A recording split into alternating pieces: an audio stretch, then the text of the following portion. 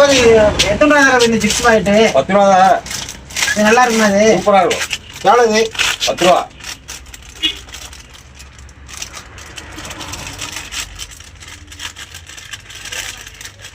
டேய் அதுலயே கொஞ்சம் தான் இருக்கும். அப்பாவி எக்ஸ்பைரி டேட் கூட பார்க்க மாட்டாங்க.